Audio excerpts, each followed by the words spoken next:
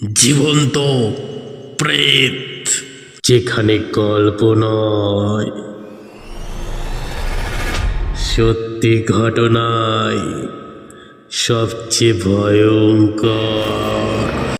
আজকে 15 নম্বর এপিসোডে আপনাদেরকে শোনাতে চলেছি এক ব্লিঙ্কিট ডেলিভারি বয়ের সাথে ঘটে যাওয়া এমন এক অবিশ্বাস্য ঘটনা, যা শুনলে আপনার গায়ে কাঁটা দেবে।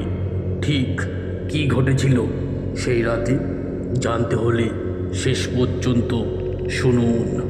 আর সেই ডেলিভারি বয়ের নাম উল্লেখ না করেই আপনাদেরকে তার সঙ্গে ঘটে যাওয়া পুরো ঘটনাটা শোনাচ্ছি।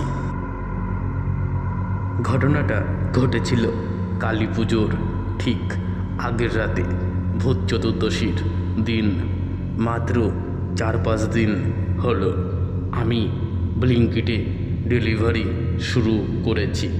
পুজোর সময় ভালো অর্ডার পাবো ভেবেই রাত 8টার দিকে ডিউটি অন করি।